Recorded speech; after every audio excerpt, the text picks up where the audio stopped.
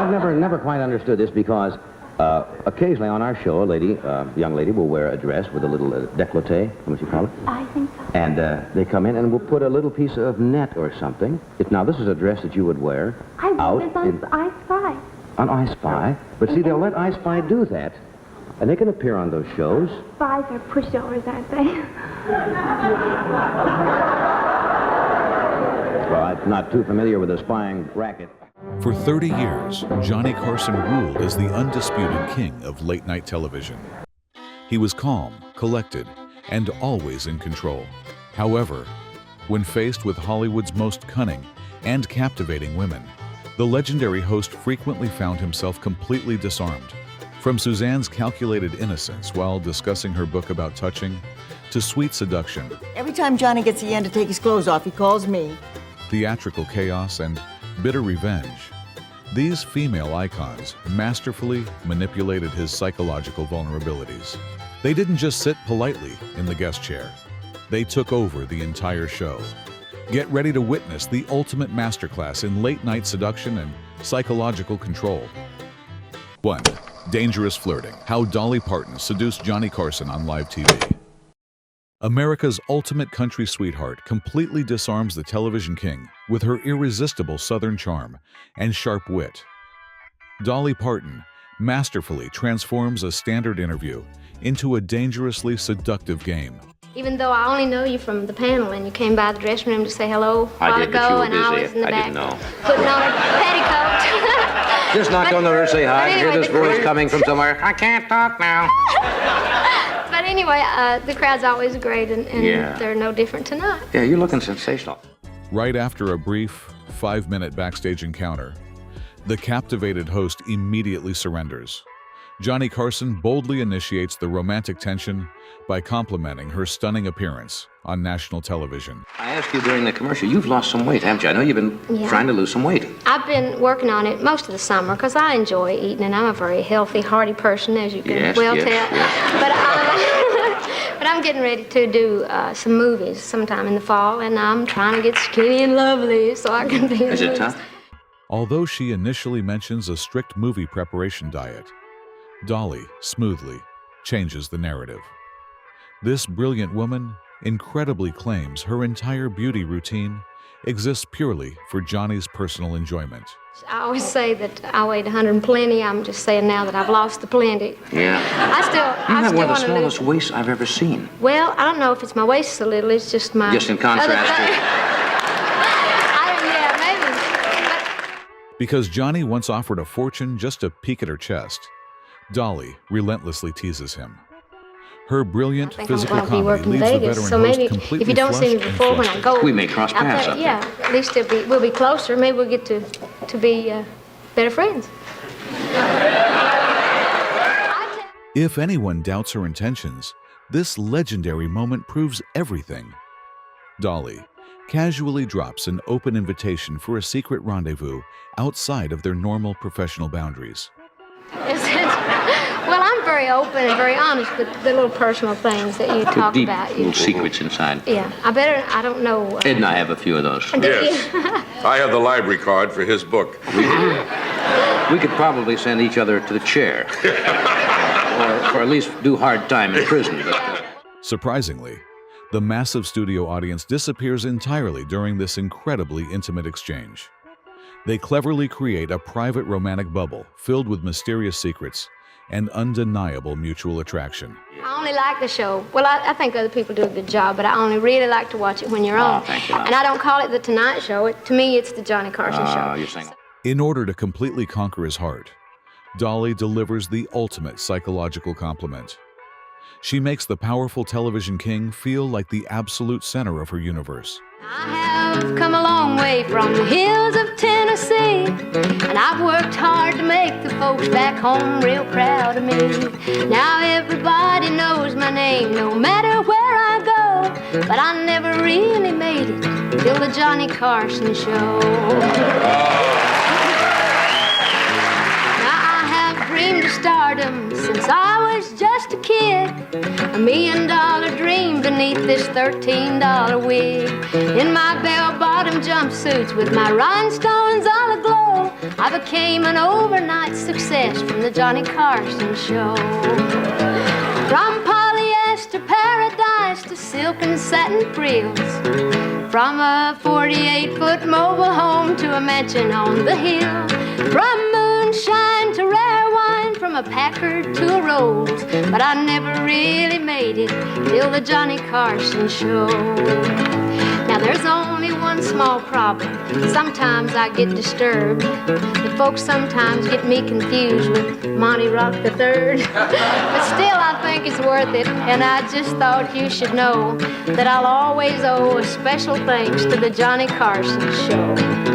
I went from pop beads to diamonds, from car coats to fur, from Kmart to Gucci's, from here no telling where, from hillbilly heaven to a penthouse on the coast, but I never really made it till the Johnny Carson show.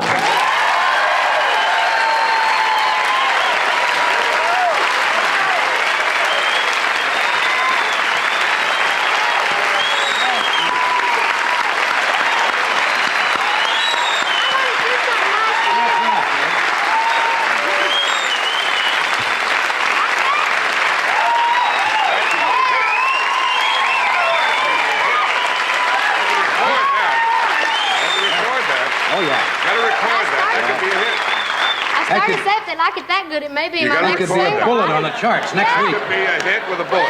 Hey, that's real sweet of you. Thank you. Well, I just want to do something nice for you because I really do feel like you have helped my career. If I tune in some other show and I see you take my name out and put some other name in it. You know, on the Regis Philbin show, you know. It is impossible to ignore Johnny's protective jealousy here. This deeply personal musical tribute successfully traps the host in a genuine moment of undeniable romantic possessiveness. I think I will. Okay, we'll be back with Patrick Duffy, Henny Youngman, and Joe Romero. 2. The fake innocence of Betty White. Water was coming through? We did several of the Mighty Carson art players. Yes. Every time Johnny gets the end to take his clothes off, he calls me. A legendary television pioneer, Betty White secretly possessed a wickedly sharp mind. Johnny Carson perfectly described her dangerous charm as a wild mix between Mother Teresa and a call girl. Now, I did do some jokes about you and Alan Ludden, that's true. We loved it. Did you really? Oh, we loved it. We were giving a wife-swapping party and nobody would come. Does any other female guest dare to accuse the television king of creating sketch comedies just to undress next to her? She instantly makes him look completely guilty. I may have said something like that. We used to shower together just so we could play password in the shower. I did. It was just a little jest. I know. That's all. Oh, we got so tickled. Then you stopped. Yeah. You got honest, and that was no fun at all. You are in a major... With absolute confidence, this refined lady drops an incredibly dirty joke about adult parties. She completely destroys her innocent reputation to match his dark humor. But you never hit on me. What? Once you hit on me. Did I hit on you? You hit on me once. I'd always thought about hitting on you. Yeah, but you... Brace yourself for an aggressive romantic fantasy. Her flirty complaint about him being too respectable perfectly guides the conversation toward even more explicit territory. As long as we got it out in the open now, I mean, let's get it out. Yeah, you hit on me, but you didn't really mean it. It was kind of between Jones or Joanne's or Joan, one of those, and I don't remember which one. But there was never much time between. That's right. Unlike typical shy guests, this bold actress throws a direct punch. She successfully forces the flustered host to admit his hidden romantic thoughts on national television. I admit it, you just didn't pick up on it. Just as Johnny tries to defend himself, Betty ruthlessly weaponizes his messy dating history. This brilliant psychological trap leaves the legendary host completely speechless and defeated. Well, it was a little hard to pick up on it when you went to, you went to one of those funny places in Pennsylvania, like Intercourse or a Blue Ball or King of the, no, and he called me, I'm serious. These are towns in the Amish country in Pennsylvania, and he went, and I was at the hotel, and I got this phone message from Johnny from King of the something. What was it? That's where he used to live. King of Prussia. King of Prussia. That was what it was. Well, you can't take a man seriously when he calls you from King of Prussia.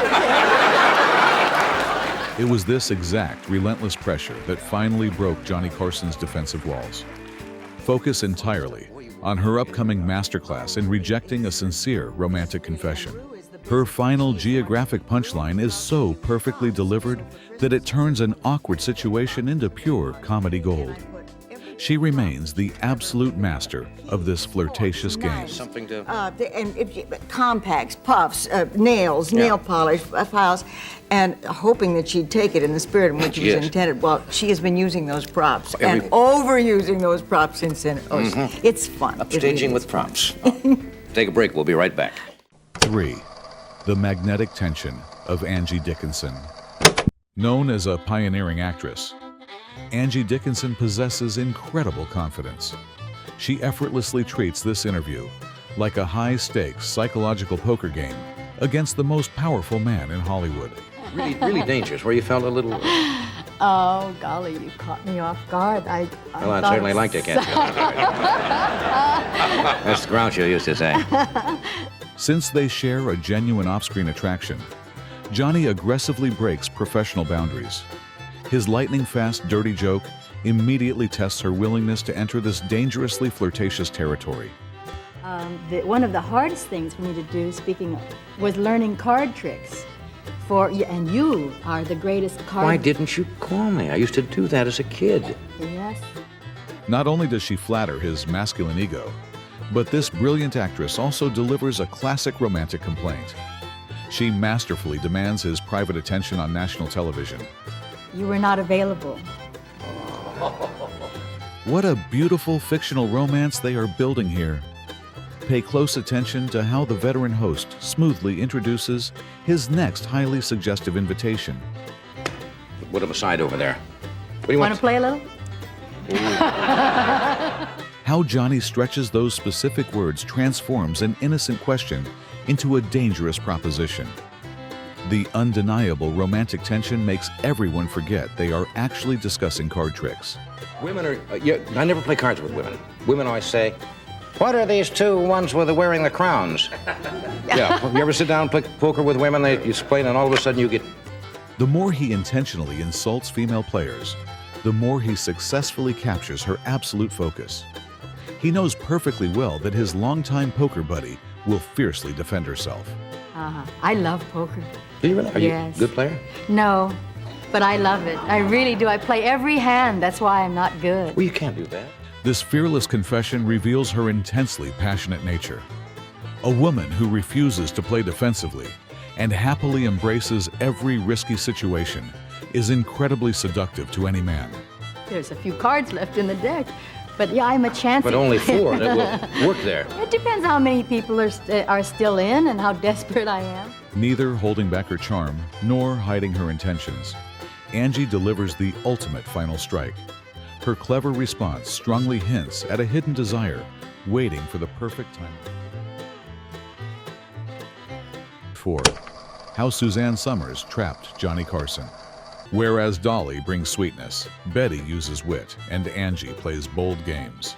This unknown actress completely manipulates the television king with her incredibly seductive, innocent persona. This part that I played is a blonde lady that the central character looks for the entire evening. She is so unattainable, he never gets her. So I was going to come out tonight with a brown paper bag over my head just to keep her. After she changed her life with a 3-second movie cameo, this clever blonde actively uses her unattainable mystery image to challenge his deep, conquering instincts. About young girls coming to Hollywood and the so-called, quote, casting couch and that myth. I guess it's a myth, I don't know. Yeah. I don't. But do I haven't been people... on a casting couch yet. No, I didn't. No, I didn't say yet. Oh. No. Despite her remarkably strict Catholic school background, she casually drops an incredibly suggestive word to turn a defensive answer into an open romantic invitation. It's called, incidentally, touch me. This has to do with... It has to do with see, my basic philosophy in this book is that people don't touch each other enough. And It's always been my, or they touch themselves too much. that's what they say. You know. Her self-published poetry book, which miraculously helped her secure this television appearance, now perfectly serves as a direct physical command to increase the intense romantic heat. The book deals with communicating, but I mean as far as touching a hand, you can say so much more when you're holding someone's hand. Well, I'm holding your hand right now. Right. And this means... Rather than mere verbal teasing, the daring guest immediately shatters their physical boundaries. She actively forces him to handle her irresistible bodily attraction head-on. Right. No, you're right, though. And you would touch different people in many different ways. Like, I would touch Ed McMahon much differently than I would touch you. Yeah. Oh, I was going to say that I would touch Ed McMahon more like a favorite uncle. Beneath this seemingly innocent comparison lies a brilliant psychological categorization. She intentionally places his co-host into the family zone to highlight his own exclusive romantic potential. You ever get lonely? No, I didn't mean that facetiously. Everybody gets lonely when you're in a crowd sometimes. Oh, sure. As if the entire studio audience suddenly vanished, the completely captivated host drops his comedic shield. He genuinely attempts to enter her deeply private emotional world. I mean, is there time to show you the different ways you would touch people? Do we have Oh. What do you mean, no, there's not a way to show how we can touch? Thanks to this breathtakingly bold final proposition, she secured monthly appearances and massive stardom. 5. The Bitter Ex, Dyan Cannon's television revenge on Johnny Carson. Aside from typical shy guests, this Hollywood star steps out as a dangerous ex-lover. Dyan Cannon secretly loved rattling the television king using their hidden past. Hi, sweetheart. Hi, sure, sweetheart, now. You want to know something? Sure, now it's sweetheart. What do you mean, now it's sweetheart? Well, now that you're married, sure, now.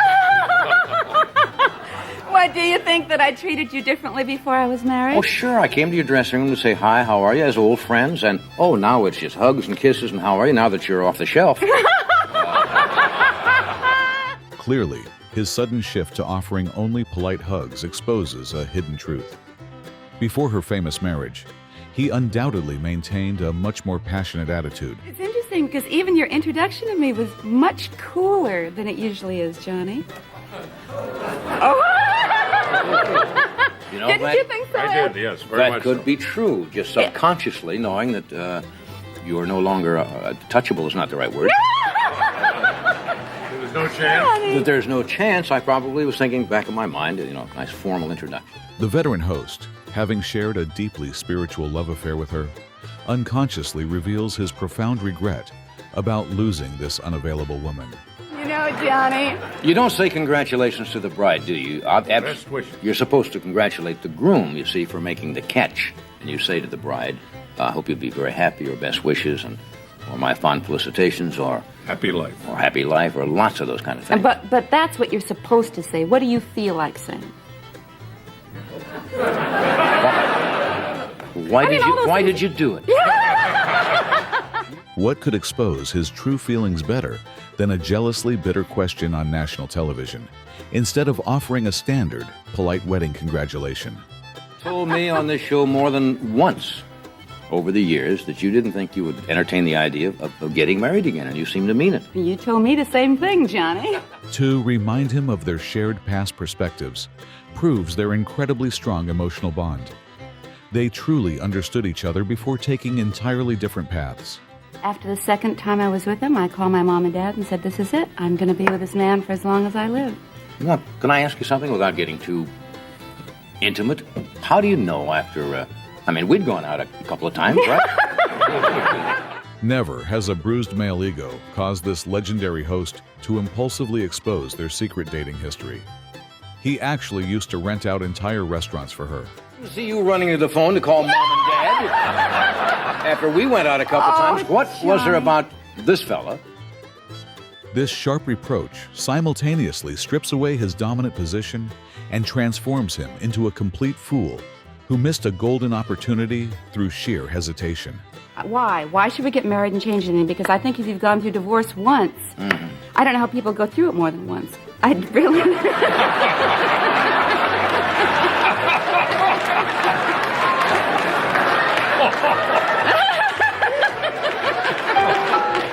It's going to be a long night for me here.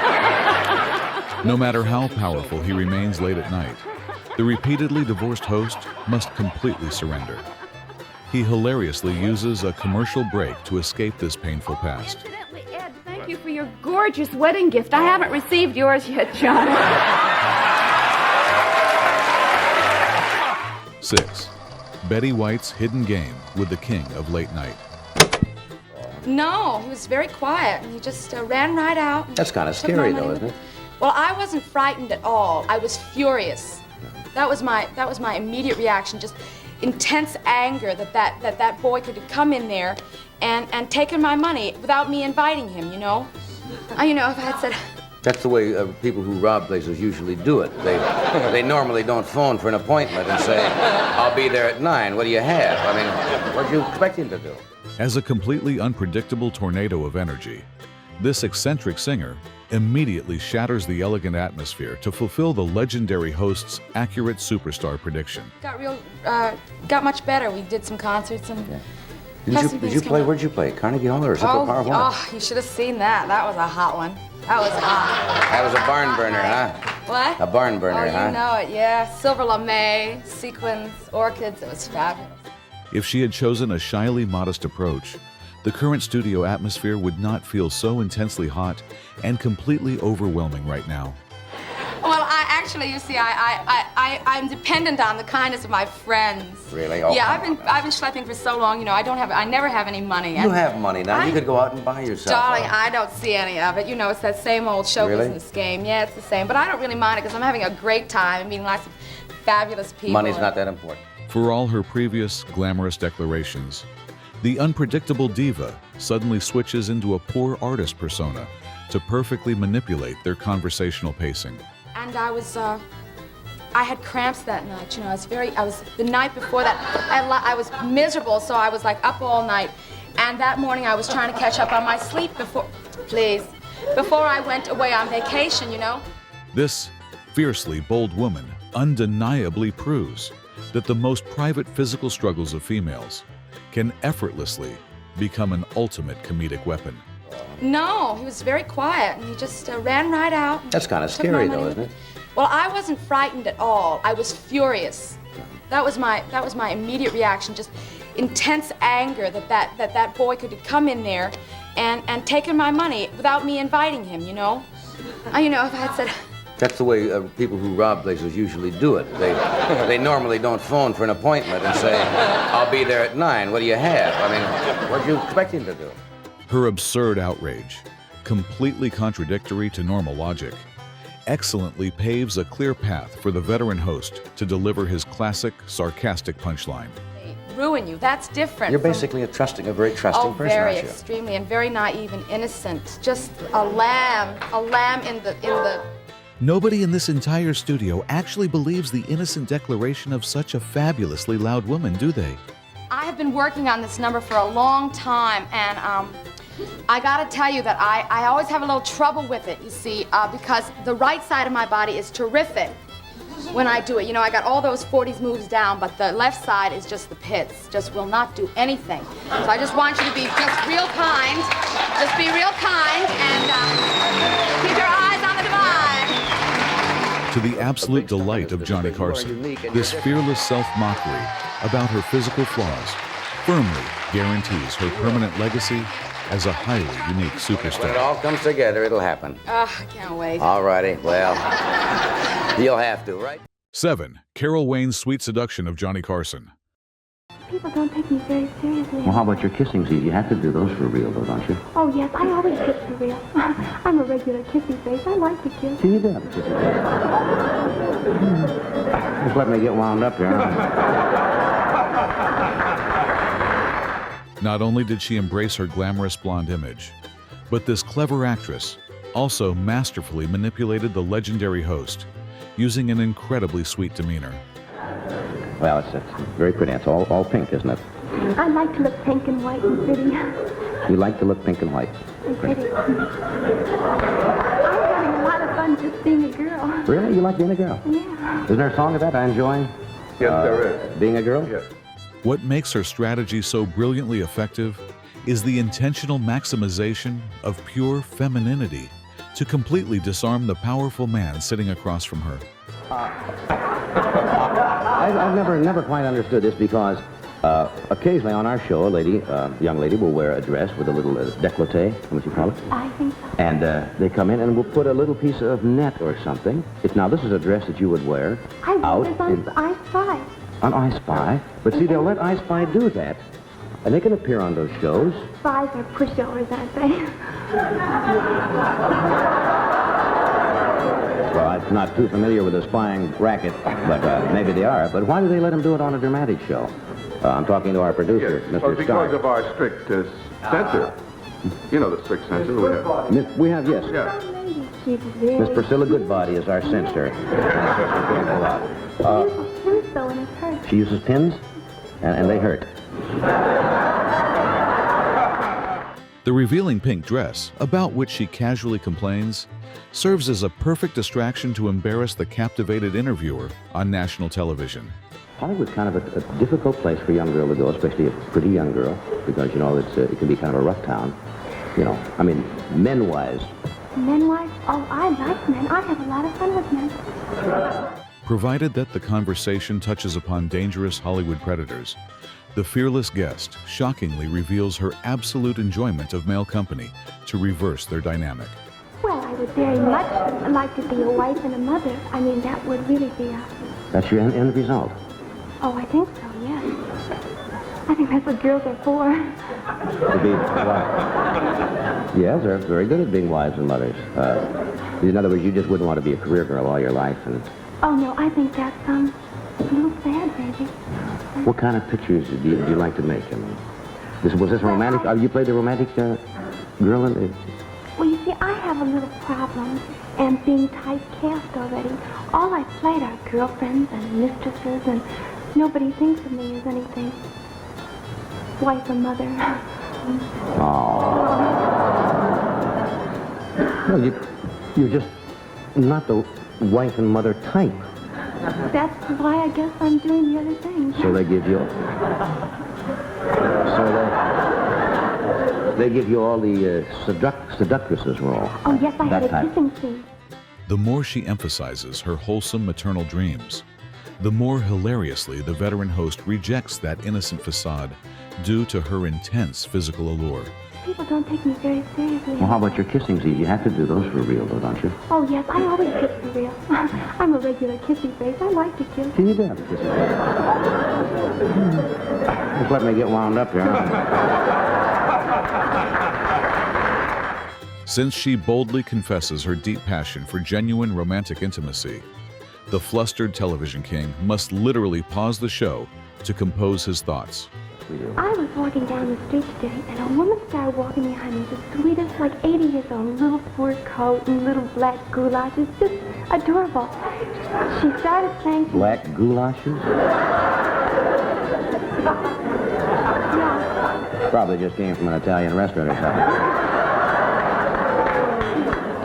She kept saying to me, I know you girls with all that hair and makeup, you make love all night. She said that like 10 times behind me. I finally ducked into a star. Through a seemingly innocent story about an elderly woman, the blonde bombshell easily smuggles highly explicit phrases onto a late-night broadcast without any shame.